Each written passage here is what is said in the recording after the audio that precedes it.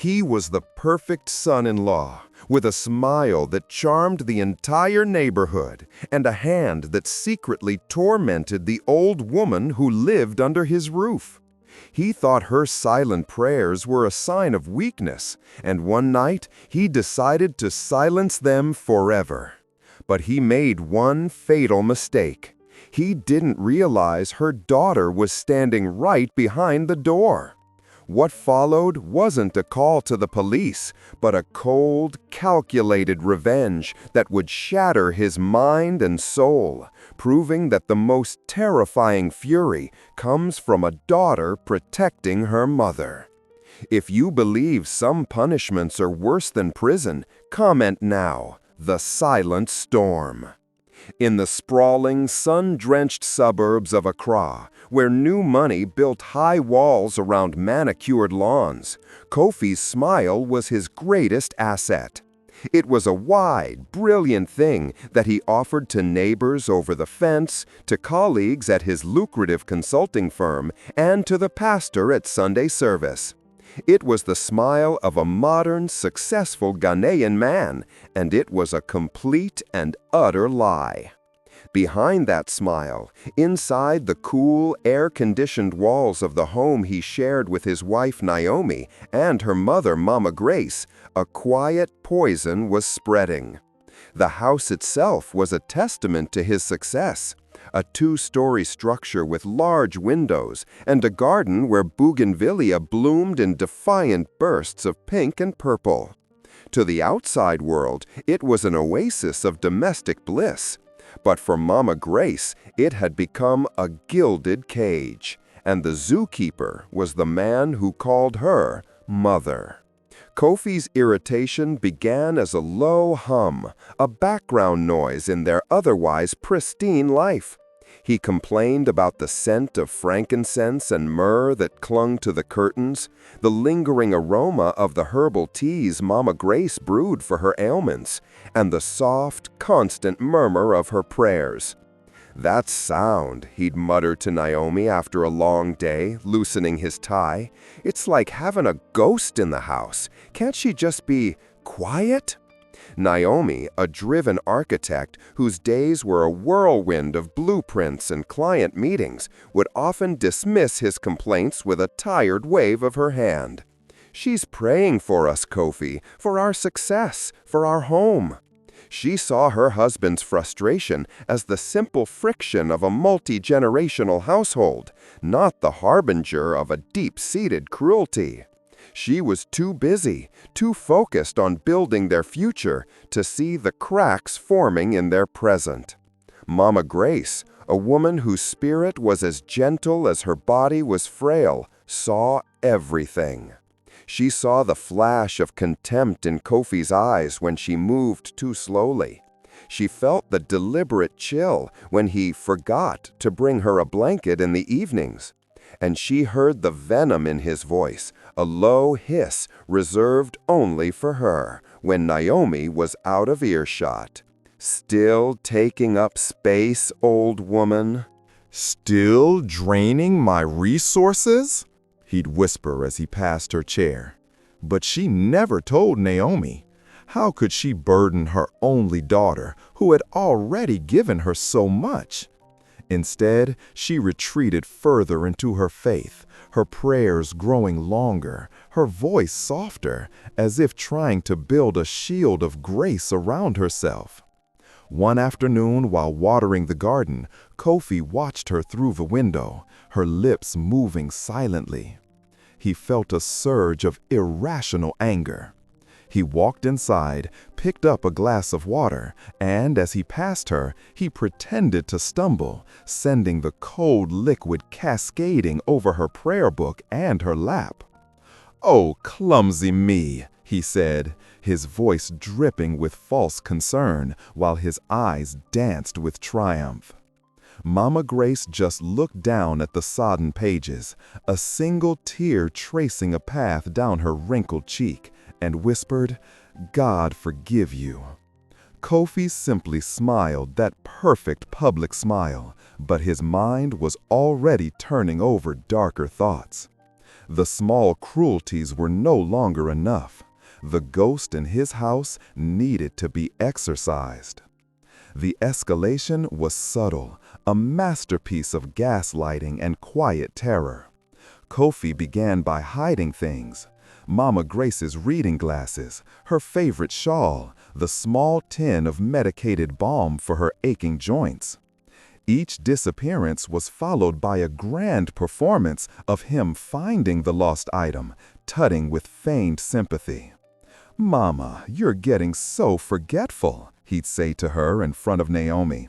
"We need to be more careful."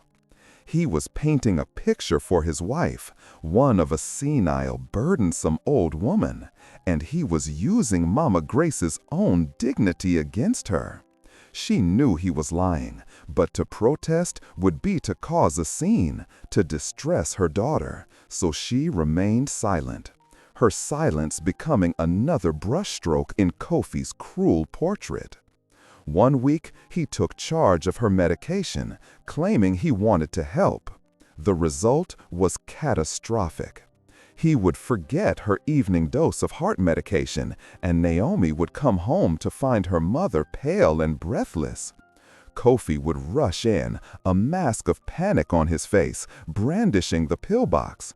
"My God, I am so sorry. I got caught on a call."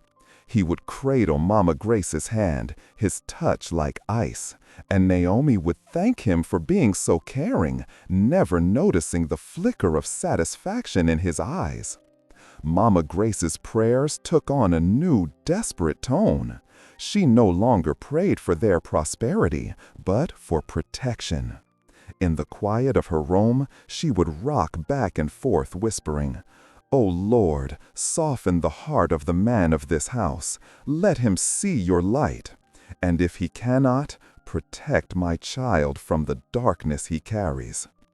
Kofi, passing by her door, would hear these whispers, and his rage would curdle into a cold resolve. He saw her faith not as a shield, but as a judgment against him, a final, unbearable insult. He began to see her not as a person, but as an obstacle, an infestation. One hot, humid afternoon, Pastor John from their church paid a visit. He was a kind, observant man, and he noticed the change in Mama Grace immediately. The light in her eyes had dimmed, and she flinched when Kofi entered the room with a tray of drinks. The pastor engaged her in conversation, but her answers were short, her gaze constantly darting towards her son-in-law. Later, as he was leaving, Pastor John took Naomi aside. "Your mother seems troubled, Naomi. Is everything all right?" Naomi, ever the defender of her perfect life, forced a smile. "She's just getting older, Pastor. Her mind wanders sometimes." The pastor nodded, but his expression was unconvinced. "Age may weaken the body, my child, but it rarely weakens the spirit unless something is actively trying to crush it. Keep your eyes open." His words were a seed of doubt planted in Naomi's mind, but it would take a horror beyond her imagination for it to finally take root and grow. The project Naomi was leading at her firm was the biggest of her career, a new cultural center that would redefine Accra's skyline. It demanded all of her time, her energy, her very soul. She was working 14-hour days, often coming home long after her mother and husband were asleep. This new schedule was a gift to Kofi. With Naomi gone, he no longer needed to pretend. The small cruelties gave way to open hostility. He would unplug her small radio when she was listening to gospel hymns. He would serve her meals that were cold or barely cooked.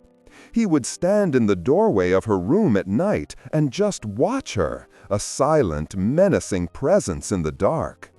Mama Grace began to shrink, both physically and spiritually. She ate less, prayed more, and rarely left her room. The house, once a sanctuary, now felt like a prison with invisible bars.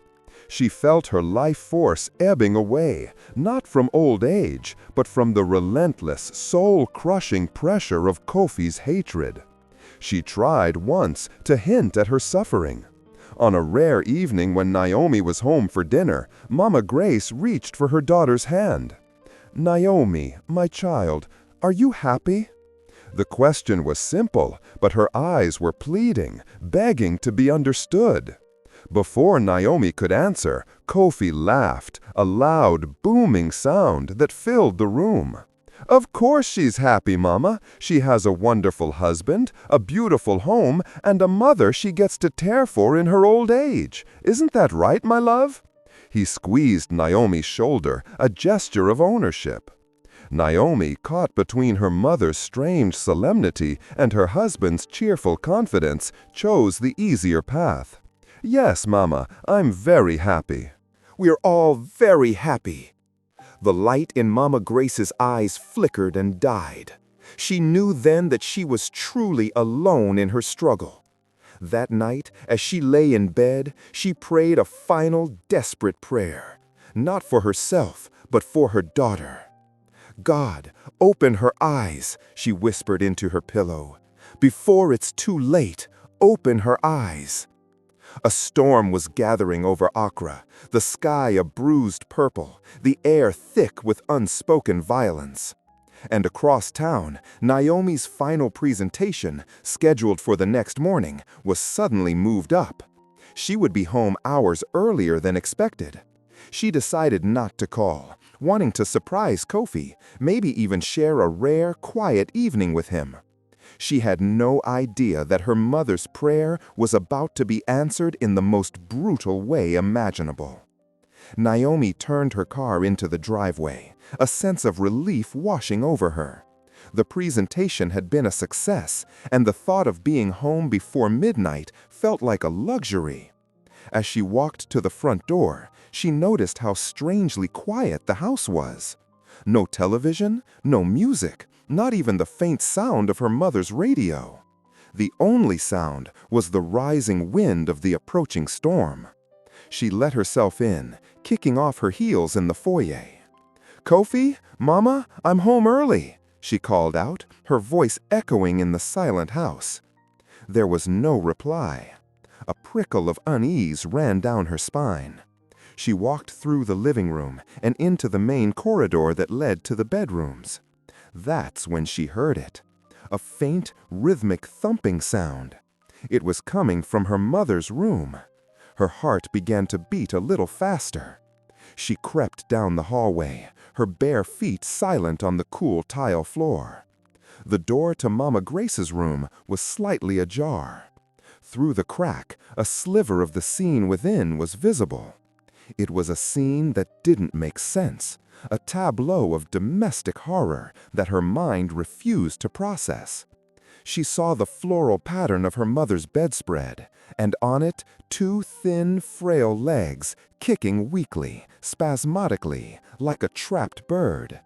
The thumping sound was the heels of her mother's feet hitting the mattress. Naomi's breath caught in her throat. She pushed the door open another inch, and then she saw him. It was Kofi. His back was to her, his broad shoulders hunched over the bed in a terrible focused intensity. In his hands, he was holding a large white pillow, pressing it down with all his weight, pressing it down onto her mother's face. For a moment that stretched into an eternity, Naomi was frozen. Time seemed to slow down, to warp. The air grew thick and heavy, and a high-pitched ringing filled her ears. This couldn't be real. This was a nightmare. The man she had married, the man she had built a life with, was murdering her mother in her own bed. The image burned itself onto her brain. The violence of his posture, the pathetic struggle of her mother's legs, the horrifying silence of the act itself. And then something inside her snapped. the architect, the wife, the polite member of society. It all burned away, leaving behind something primal, something ancient, a daughter, a protector. It wasn't a scream that left her lips. It was a roar, a deep, guttural sound of pure, unadulterated rage that ripped through the silence of the house. Kofi froze, his entire body going rigid. He whipped his head around, his face a mask of shock that quickly morphed into something else. Pure, undiluted hate, the face of the monster he truly was. He ripped the pillow away. Mama Grace's head fell to the side, and she took a ragged, desperate, life-giving gasp of air. The storm outside broke at that exact moment, a deafening crack of thunder shaking the very foundations of the house, as another, more terrifying storm unleashed itself within its walls. Kofi scrambled off the bed, his eyes wide with a mixture of fear and fury. "Naomi, it's not what you think. She was having a fit. I was trying to help her." The lie was pathetic, an insult to the horror she had just witnessed. Naomi didn't respond. She walked past him as if he were a piece of furniture, her movements eerily calm, and sat on the edge of the bed, gathering her trembling mother into her arms. Mama Grace was weeping, deep, shuddering sobs of a woman who had just looked death in the face. Naomi rocked her gently, whispering in her ear, her eyes never leaving Kofi's. The look in her eyes was not one of sadness or betrayal. It was cold, hard, and utterly devoid of emotion. It was the look of a judge who had already passed sentence. "Get out of this room," she said, her voice a low, dangerous whisper. "Go to the living room and wait for me." He started to protest, to build on his lie, but one look at her face silenced him. He had never seen her like this. The compliant, busy wife was gone. In her place was a stranger, a woman with ancient ice in her veins. He backed out of the room, and she closed the door. For the next hour, she tended to her mother, giving her water, speaking to her in soft, reassuring tones, and holding her until the trembling subsided. Then she helped her mother pack a small overnight bag. She led her out the back door to the guest cottage, settled her in, and locked the door from the outside. "I'll be back soon, Mama. No one will hurt you ever again." When she re-entered the main house, Kofi was pacing in the living room, a sheen of sweat on his forehead. "Naomi, we need to talk. You have to let me explain." She walked past him to the front door and locked it, pocketing the key. She did the same to the back door. Then she went to his study, took his car keys from the bowl on his desk, and retrieved his wallet and phone. She returned to the living room and placed them on the coffee table just out of his reach. "What are you doing?" he demanded, his voice rising in panic. Naomi didn't answer. Instead, she went to the house's integrated sound system. A few years ago, for her mother's birthday, she had recorded hours of Mama Grace's favorite gospel hymns and prayers so she could listen to them whenever she wanted. Naomi found the playlist. She pressed play, and she turned the volume up, all the way up. From every speaker in every room, the clear, gentle voice of Mama Grace filled the house, singing of faith, forgiveness, and God's grace. Kofi stared in disbelief as the sound washed over him. At first, it was just music. But as the minutes turned into an hour and the same loop of hymns and prayers began again, the sound started to change. It became an accusation, a haunting. The voice of the woman he had just tried to suffocate was now his inescapable tormentor, a chorus of angels singing him into madness. He yelled, he screamed for her to turn it off, but his voice was swallowed by the relentless praise. He was a prisoner in his own home, with the ghost he tried to create now screaming in his ears. Naomi simply watched him, her face a blank canvas. This was not about violence, it was about justice, a justice the courts could never provide. She was not going to give him a quick punishment. She was going to make him live inside his own sin, to be judged not by a man in a robe, but by the echo of the gentle soul he had tried to extinguish. The next morning, the sun rose on a quiet, rain-washed street. But inside Kofi's house, the storm still raged. The hymns and prayers had been playing for over 12 hours. Kofi was a wreck, huddled in a corner of the living room, his hands over his ears, his eyes bloodshot and wild. He had tried to break a window, but they were reinforced. He had tried to shout for help, but the music drowned him out. He was trapped in an auditory hell of his own making. Around 9 in the morning, Naomi returned. She was not alone. With her were Pastor John and 2 of the most respected elders from their church community. She unlocked the front door, and the wave of sound that met them made the 3 men flinch. She walked to the sound system and finally, mercifully, turned it off.